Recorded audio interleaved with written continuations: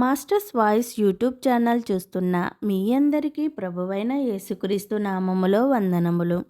ఈరోజు వాక్య పఠనము అపోస్తులుడైన పౌలు గలతీయులకు రాసిన పత్రిక 2వ అధ్యాయము.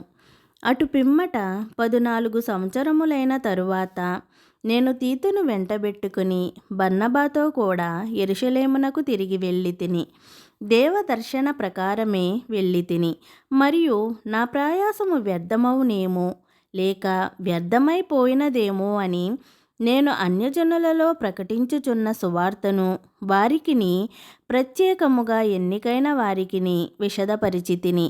అయినను నాతో కూడానున్న తీతు గ్రీసు దేశస్థుడైనను అతడు సున్నతి పొందుటకు బలవంత పెట్టబడలేదు.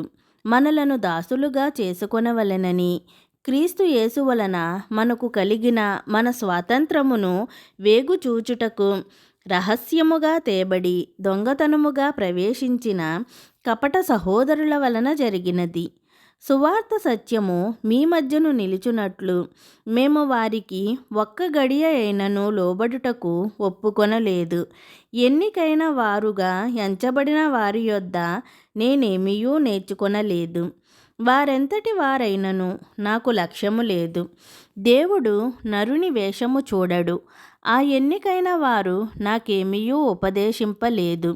అయితే సున్నతి పొందిన వారికి బోధించుటకై సువార్త పేతురుకెలాగు అప్పగింపబడునో అలాగు సున్నతి పొందని వారికి బోధించుటకై నాకు అప్పగింపబడినని వారు చూచినప్పుడు, అనగా సున్నతి పొందిన వారికి అపోస్తులుడవుటకు పేతురునకు సామర్థ్యము కలుగజేసిన వాడే అన్యజనులకు అపోస్తులుడనవుటకును నాకును సామర్థ్యము కలుగజేసెనని వారు గ్రహించినప్పుడు, స్తంభములుగా ఎంచబడిన యాకోబు, కేఫా, యోహాను అనువారు నాకు అనుగ్రహింపబడిన కృపను కనుగొని, మేము అన్యజనులకును తాము సున్నతి పొందిన వారికిని అపోస్తులుగా ఉండవలెనని చెప్పి తమతో పాలివారమనుటకు సూచనగా నాకును బర్నబాకును కుడి చేతిని ఇచ్చిరి.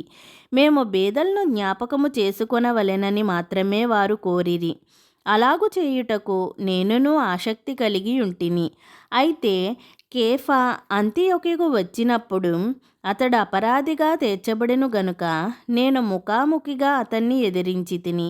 ఏలయనగా యాకోబు నొద్ద నుండి కొందరు రాకమునుపు అతడు అన్యజనులతో భోజనము చేయుచుండెను గాని వారు రాగానే సున్నతి పొందిన వారికి భయపడి వెనుక తీసి వేరైపోయెను. తక్కిన యూదులను అతనితో కలిసి మాయావేషము వేసుకొనిరి గనుక బర్నబా కూడా వారి వేషధారణము చేత మోసపోయెను. వారు సువార్త సత్యము చొప్పున క్రమముగా నడుచుకొనకపోవుట నేను చూచినప్పుడు అందరి ఎదుట కేఫాతో నేను చెప్పినదేమనగా, నీవు యూదుడవై ఉండియు యూదుల వలె కాక అన్యజనుల వలనే ప్రవర్తించుచుండగా అన్యజనులు యూదుల వలె ప్రవర్తింపవలెనని ఎందుకు బలవంతము చేయుచున్నావు? మనము జన్మము వలన యూదులమే గాని అన్యజనులలో చేరిన పాపులము కాము.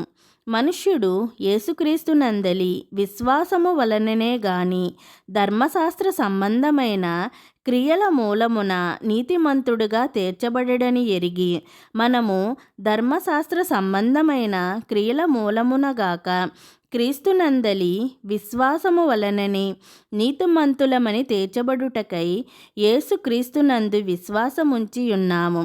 ధర్మశాస్త్ర సంబంధ క్రియల మూలమున ఏ శరీరియు నీతిమంతుడని తీర్చబడడు గదా.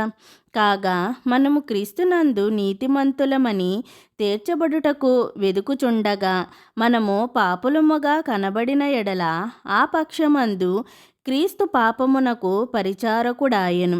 అట్లనరాదు.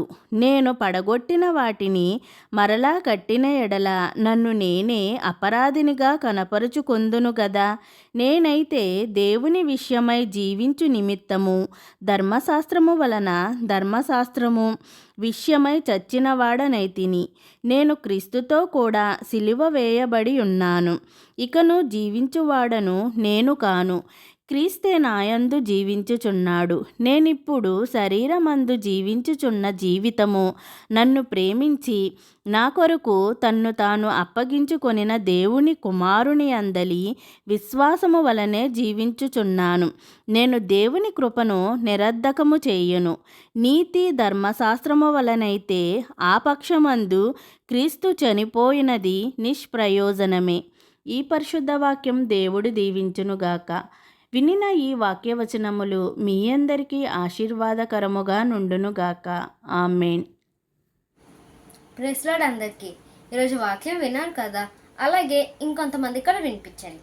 మన యూట్యూబ్ ఛానల్ని లైక్ చేయండి, షేర్ చేయండి, సబ్స్క్రైబ్ చేయండి. Thank you.